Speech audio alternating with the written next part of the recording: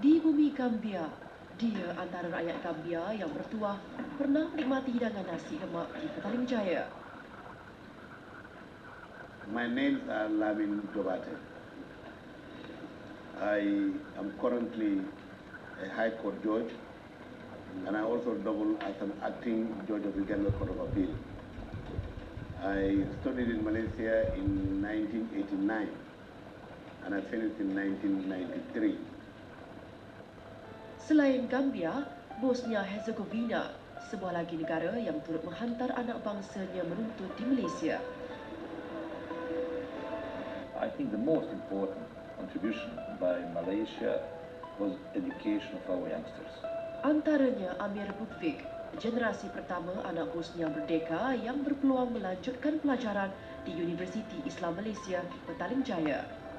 We really got very wide knowledge because we had the ability to cross-register, in different departments, different faculties. So I really got a very deep educational background from here. It helped me throughout my life. This library was an important take-off point in my professional and academic life. Kejayaan turut dikongsi dengan Dr. Muhammad Syafi'i Antonio, anak jati kelahiran Indonesia ini. Kesemua mereka adalah insan terpilih yang telah mengharumkan nama Universiti Islam Antarabangsa Malaysia di mata dunia. Alhamdulillah saya dapat offer dari International Islamic University Malaysia, mendapatkan opportunity untuk mempelajari Master of Economics di International Islamic University.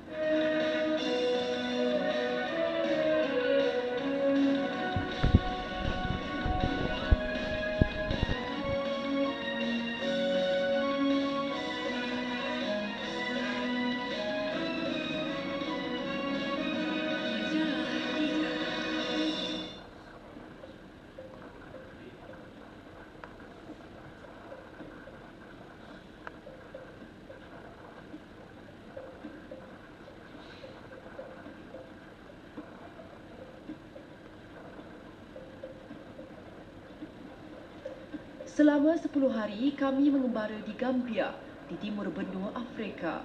Pelbagai pengalaman menarik kami alami. Dari sebuah kota di Gambia, kami mengembara bersama orang yang cukup dihormati ke merata tempat, sehinggalah ke pedalaman negara ini.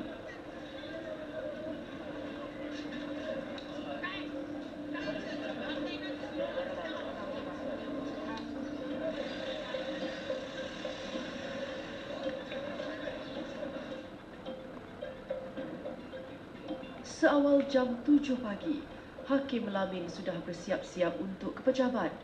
Dibantu isterinya Sukai, penampilan Hakim Lamin penting kerana dia dipandang tinggi oleh masyarakat.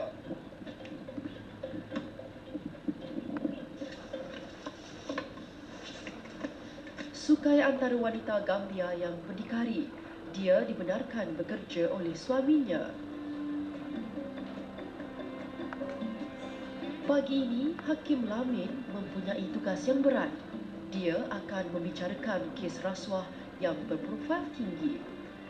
Hakim Lamin dilantik menjadi Hakim Mahkamah Tinggi sejak 3 tahun lepas.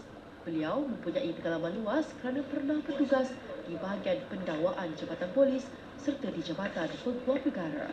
So we all have to go through tribunal. And alhamdulillah, at the tribunal, I was released because I did not do anything. So from there, I said, I must go and study law to be able to defend the poor and the innocent.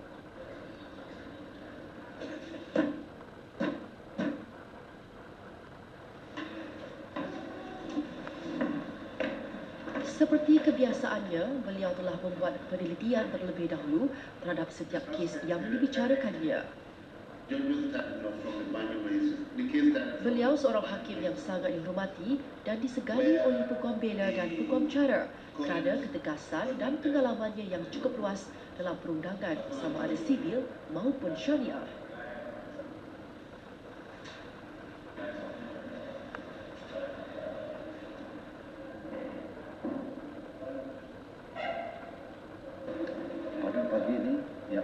Hakim Lamin membicarakan kes berprofil tinggi yang membabitkan bekas Ketua Polis Negara Gambia atas tuduhan menerima rasuah sebanyak 10 juta dalasis ataupun 1 juta ringgit.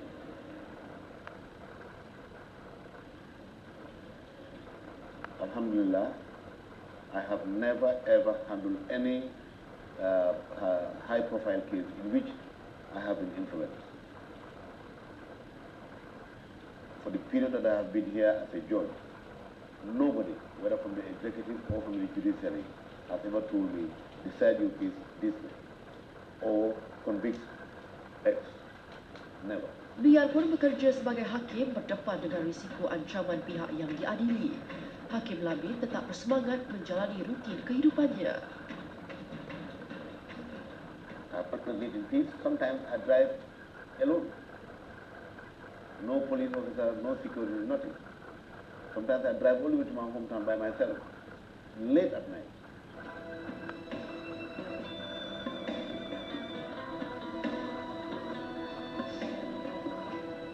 Sarajevo, ibu negara Bosnia-Herzegovina. Ia nadi ekonomi negara yang terletak di wilayah Balkan ini. Di sini terletaknya Bosnia Bank International, bank pertama berlandaskan syariah di Eropah. Mula dibuka awal tahun 2000, pusat perbankan ini antara penggerak utama transformasi Bosnia-Herzegovina.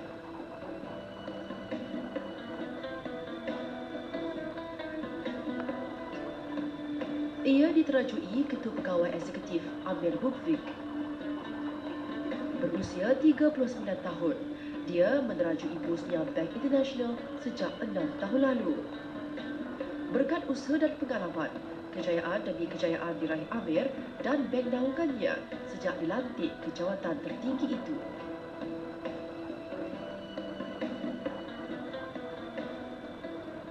In 2010, our bank was awarded with the Super Bank as the best bank in the country. I was also awarded as the best manager of the year, 2010, and best manager in finance. Sejak usia muda, Amir mula terdedah dengan globalisasi dunia, merantau dari sebuah negara ke negara lain atas faktor kerjaya bapanya sebagai jurutera. Menginjak awal dewasa, dia berkelana ke Malaysia dengan niat menimba ilmu. Amir langsung tidak menjangka perhijrahan itu meninggalkan impak yang besar terhadap dirinya. For me, it is easy to understand my competitors because I was also part of this globalized environment that Malaysia created in the 90s. Malaysia was a very globalized, it is today as well, but at that time it was aggressively opening up, negotiating, bargaining, all these things were very huge effect on us when we were young because it created the way we are. Until today I bargain, wherever I go. I got this from Malaysia.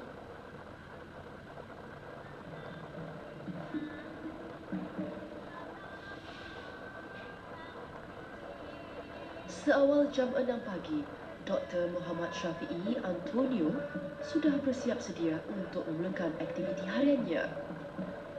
Rutinnya tidak banyak berubah sejak di awal pelibatan dalam bidang diceburi. Lebih mesra dengan panggilan Pak Syafi'i, beliau turut terbabit dengan tanggungjawab sosial sebagai pencerama bebas.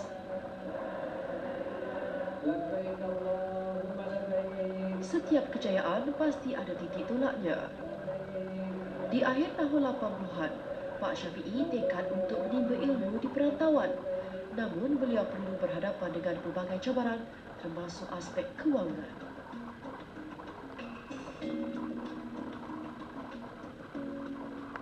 Saya meminta bantuan dari teman-teman yang ada di masjid untuk bisa mensupport saya pergi ke Jordan.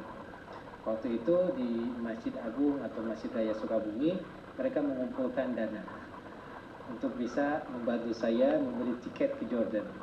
Alhamdulillah tiketnya hanya terkumpul untuk halfway, bisa pergi tidak bisa pulang.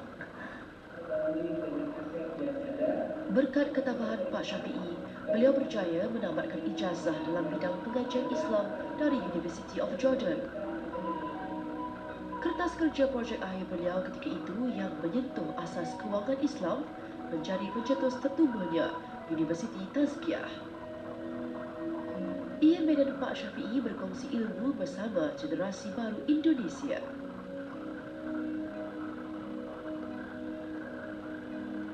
Hubungan kami dengan Pak Syafiee itu serasa bagaikan ayah dan anak saja gitu.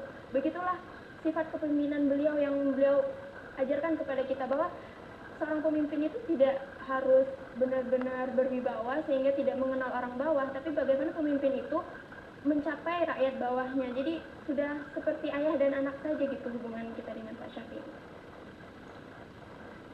Pak Syafiee bisa menjadi role model yang bisa ditiru oleh generasi muda karena beliau dapat dijadikan contoh bagaimana keseriusan seorang mualaf, kemudian beliau menguasai berbagai bidang khususnya terkait dengan masalah pengembangan ekonomi Islam. Memang sejak awal dia sangat concern untuk pengembangan ekonomi syariah sehingga beliau punya banyak relasi baik di dalam negeri maupun di luar negeri, sehingga untuk menyampaikan gagasan-gagasan beliau di dalam pengembangan pendidikan ekonomi Islam, beliau mendapatkan support dari semua pihak, baik dari government maupun dari industri sendiri.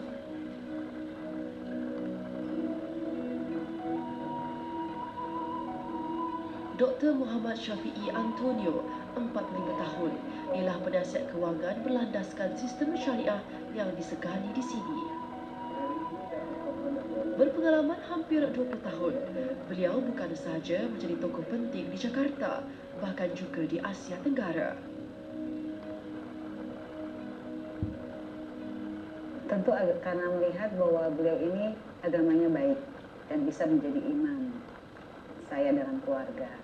Yang kedua, beliau pintar, pandai, clever ya, sangat fasih menjelaskan tentang waktu itu sebagai bank Islam pertama kan banyak orang yang belum tahu, dan beliau yang paling fasih menjelaskan waktu itu. Beliau orangnya sabar, kemudian juga tidak cepat marah. Ya, itu hal-hal seperti itu yang membuat saya tertarik.